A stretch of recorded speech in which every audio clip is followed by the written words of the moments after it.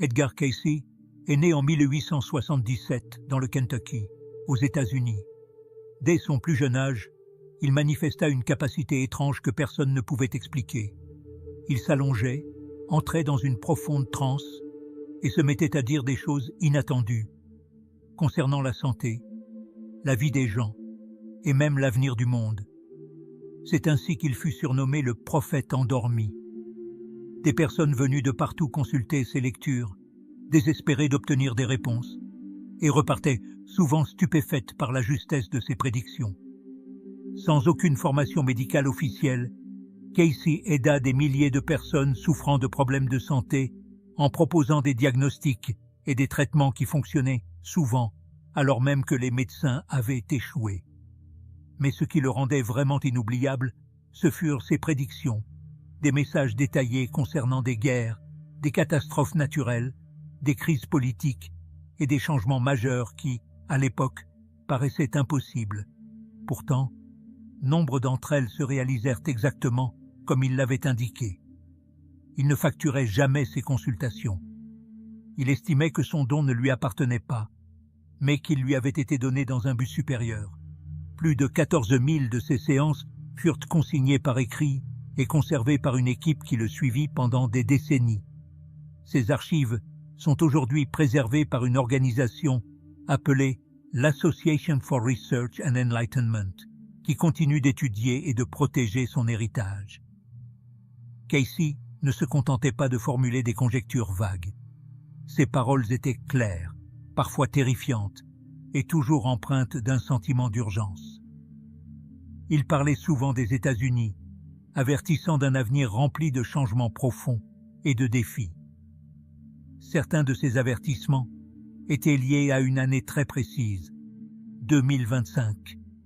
Et maintenant, alors que cette année débute, de plus en plus de personnes se tournent vers ces paroles, ressentant un frisson. Autrefois, certains se moquaient des visions d'Edgar Cayce. Mais au fil du temps, beaucoup de ces mêmes personnes se turent lorsque ces prédictions se réalisèrent une à une. Il évoquait des événements longtemps avant qu'ils ne deviennent envisageables, et pourtant ils se déroulèrent exactement comme il l'avait décrit. C'est pourquoi Cayce n'est plus perçu comme un simple mystique. Il est aujourd'hui considéré comme l'un des prophètes les plus précis de l'histoire moderne. Des années avant que cela ne se produise, Cayce avait prédit le krach boursier de 1929 et la Grande Dépression. Il avait mis en garde contre le fait que l'avidité et l'imprudence du système financier conduiraient à un effondrement national, et c'est ce qui arriva. Il avait également anticipé la montée et la chute de l'Allemagne nazie, bien avant que Hitler ne prenne le pouvoir. Il décrivit une seconde guerre mondiale, à une époque où la majorité des Américains croyaient encore que la paix durerait.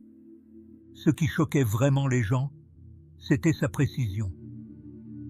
Il évoquait des changements dramatiques à la surface de la Terre, des terres émergeant des océans, des parties de continents qui s'enfoncent et des événements météorologiques violents. Des décennies plus tard, des scientifiques confirmèrent des déplacements de la croûte terrestre et une élévation du niveau de la mer correspondant à ces avertissements. Il mentionnait même que les régimes climatiques devenaient plus extrêmes, avec des sécheresses, des inondations et des tempêtes de plus en plus violentes, ce que nous constatons actuellement. Une de ces visions les plus mystérieuses concernait la fonte subite des glaces dans des endroits qui étaient restés figés pendant des milliers d'années. À l'époque, cette idée paraissait impossible. Aujourd'hui, on voit presque quotidiennement dans les médias des images de glaciers fondants et de mers qui montent. Cayce ne demandait pas aux gens de le croire. Il se contentait de dire ce qu'il voyait. Et maintenant, avec tant de ses prédictions déjà réalisées, il n'est pas étonnant que ses avertissements pour 2025 soient pris plus au sérieux que jamais. Edgar Cayce ne se contentait pas de parler de l'avenir du monde. Il se focalisait intensément sur les États-Unis. Pour lui, l'Amérique était plus qu'un pays. C'était une nation dotée d'un dessein spirituel, une terre choisie pour guider les autres, mais aussi une terre en grand danger si elle perdait son chemin. Ces visions dépeignaient les États-Unis à la fois comme une terre de promesses et comme une terre en péril. Il croyait que le pays avait une responsabilité unique. Selon Casey, l'Amérique avait la possibilité de devenir une force de guérison, de leadership et de lumière dans le monde. Mais cet avenir ne se réaliserait pas automatiquement. Si la nation cédait à l'égoïsme, à l'avidité ou à la division, elle connaîtrait une chute douloureuse. Et cette chute, disait-il, ne viendrait pas uniquement de la guerre, mais de l'intérieur. Nombre de ses lectures évoquaient d'importants changements naturels se produisant à l'intérieur des États-Unis.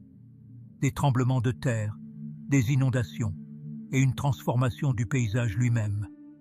Il voyait certaines régions affectées de manière particulière, notamment la côte ouest, la région des Grands Lacs et certaines parties du sud. Mais ces désastres, expliquait-il, n'étaient pas uniquement physiques, ils étaient le signe d'une crise spirituelle plus profonde. Casey avertissait que l'avenir du pays dépendait de la manière dont il traitait ses citoyens, en particulier les pauvres et les plus vulnérables. Si l'injustice et la corruption continuaient de se développer, disait-il, la terre elle-même réagirait. Il parlait d'un nettoyage par la nature, comme si la terre repoussait les torts causés par les actions humaines. Il ne mentionnait pas ces événements pour semer la peur, mais pour éveiller les consciences. Il croyait que si les États-Unis restaient fidèles à leurs valeurs les plus élevées, bonté, honnêteté, unité, une grande partie des souffrances pourrait être évitée. Mais s'ils ignoraient ces valeurs, les conséquences seraient sévères, surtout à l'approche de l'année 2025. Parmi les milliers de visions partagées par Edgar Casey tout au long de sa vie, quelques-unes étaient marquées par des années précises. L'une des plus glaçantes et mystérieuses était directement liée à 2025. Il ne donna jamais de date exacte pour une catastrophe, mais mentionna à plusieurs reprises un grand tournant à partir du milieu des années 2020. Pour beaucoup de ceux qui étudiaient ses écrits depuis des années, il devenait évident que 2025 représentait un point de basculement. Casey décrivit un moment où la Terre commencerait à s'ouvrir dans des endroits qui étaient restés silencieux pendant longtemps. Il mit en garde contre des mouvements violents sous la surface, en particulier dans certaines régions des États-Unis. Il voyait des eaux s'élever, là où il y avait autrefois de la terre, et des terres émerger, là où il n'y avait eu que de la mer. Ces phénomènes n'étaient pas de simples événements naturels. Il les présentait comme une partie d'un cycle plus vaste, lié aux actions humaines et à un déséquilibre spirituel. Il affirma que cette période serait marquée par la confusion, la peur et la division. Les gens perdraient confiance en leurs dirigeants et des systèmes autrefois stables commenceraient à s'effondrer. Il voyait des populations se déplacer à travers le pays, quittant des régions devenues dangereuses pour chercher un abri et la paix. Il décrivit cela comme un grand redressement, un moment où la vérité ne pourrait plus être cachée. Ce qui inquiétait le plus les chercheurs, c'était la manière calme dont il évoquait ces événements. Il n'exprimait aucune dramatisation, seulement une certitude. Il croyait que ces événements étaient déjà en marche, mais que tous ne devaient pas forcément se réaliser. Il affirmait que la manière dont les gens réagiraient aux premiers signes déterminerait l'ampleur de la douleur à venir. Aujourd'hui, alors que 2025 débute, nombreux sont ceux qui pensent que ces signes sont déjà là et que la fenêtre pour agir pourrait se refermer rapidement. Pour ceux qui ont étudié de près les paroles d'Edgar Casey, les signes ne sont plus de simples avertissements lointains. Ils se manifestent déjà, exactement comme il l'avait prédit. Alors que beaucoup continuent leur vie sans le savoir, une tempête silencieuse se prépare. Le sol sur lequel nous marchons est en train de bouger. Et ce que Casey avait vu il y a presque un siècle commence à se réaliser, pas à pas.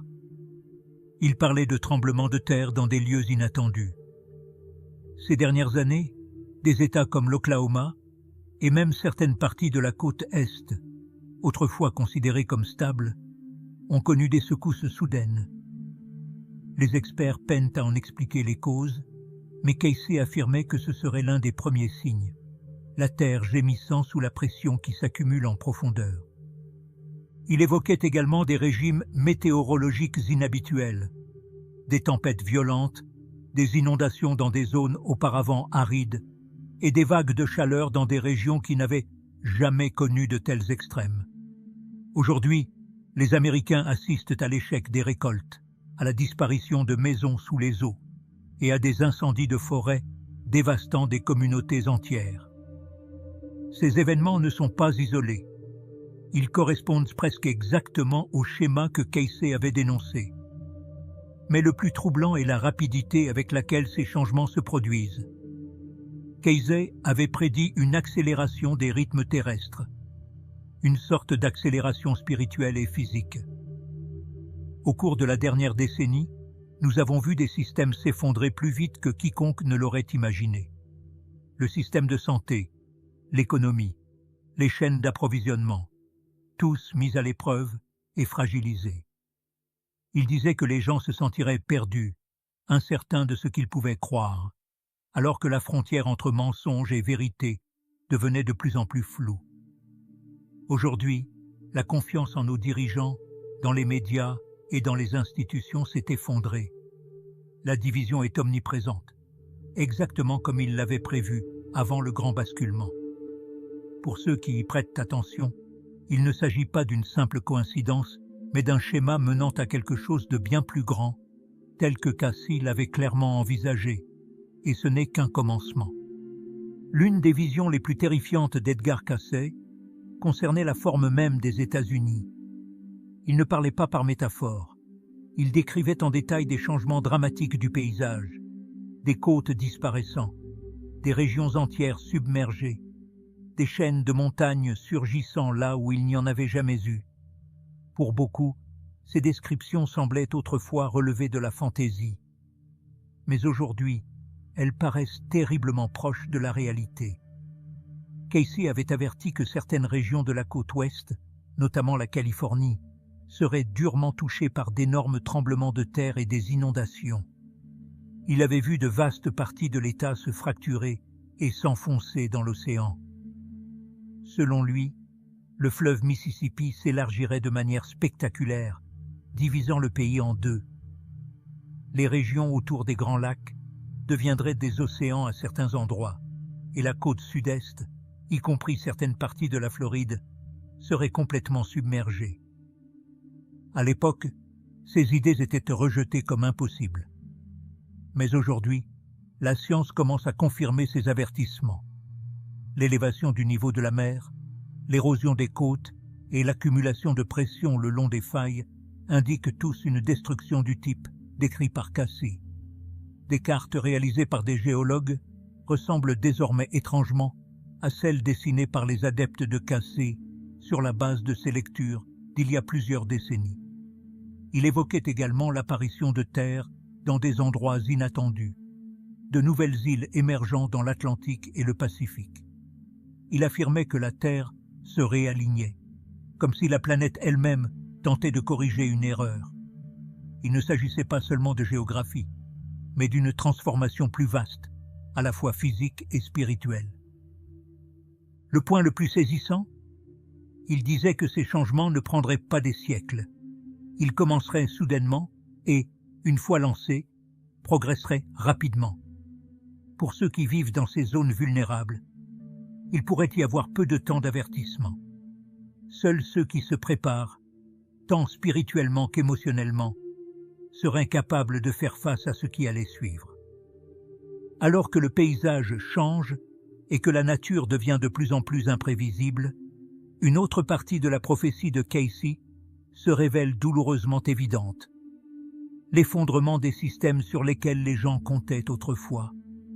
Il avertissait que non seulement la Terre changerait, mais que la vie telle que nous la connaissons, emploi, communauté, économie, commencerait à se désagréger. Et ces effets se font déjà sentir à travers tout le pays. Il voyait des villes se vider, non pas à cause de guerre, mais parce que les gens ne pouvaient plus y survivre. Il décrivait des vagues d'Américains se déplaçant vers l'intérieur des terres, fuyant les catastrophes naturelles les difficultés économiques et la peur grandissante. Aujourd'hui, nous assistons à des migrations massives depuis des régions ravagées par les feux de forêt, les ouragans et la montée des eaux. Des communautés autrefois prospères sont abandonnées. Le nombre de sans-abri augmente et le sentiment de sécurité dont jouissaient les citoyens s'amenuise. Sur le plan économique, Casey avait prédit une crise non seulement liée à l'argent, mais aussi aux valeurs.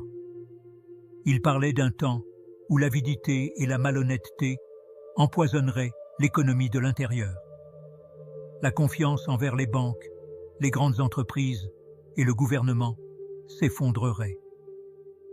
Nous observons désormais des niveaux d'endettement records, une inflation en hausse, des emplois qui disparaissent et des personnes peinant à se procurer de quoi se nourrir et se loger. Casey le décrivait parfaitement. Une désagrégation lente et invisible dont la plupart ne prendraient conscience que trop tard.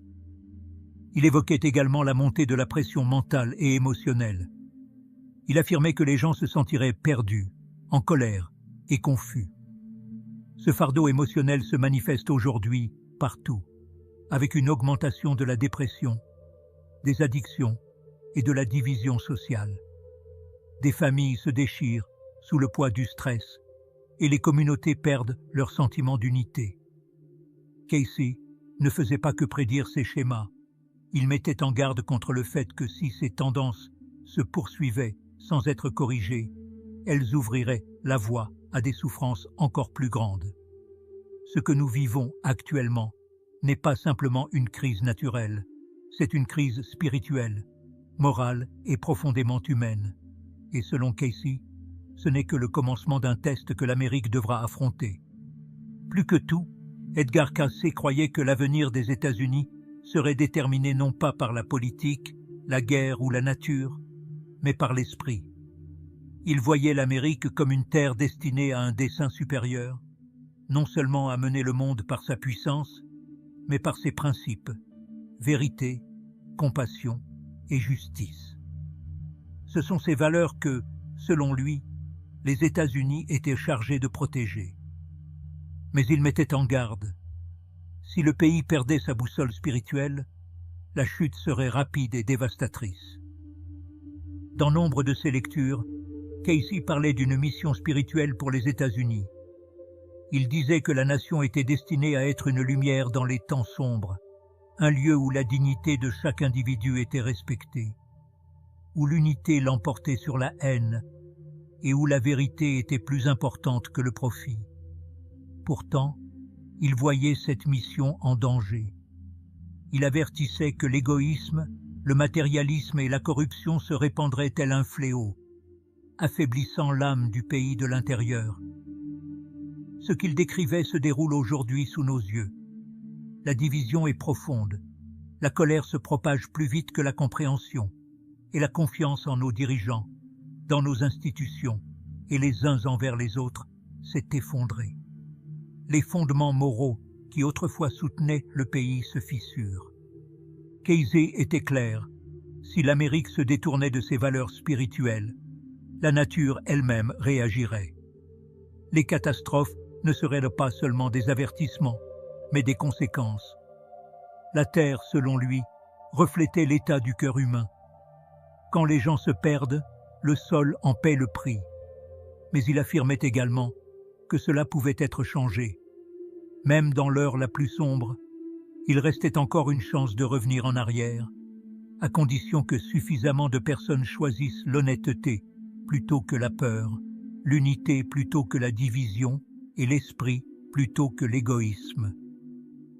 Malgré tous ces avertissements, Edgar Cayce ne s'exprimait jamais sans offrir une voie à suivre.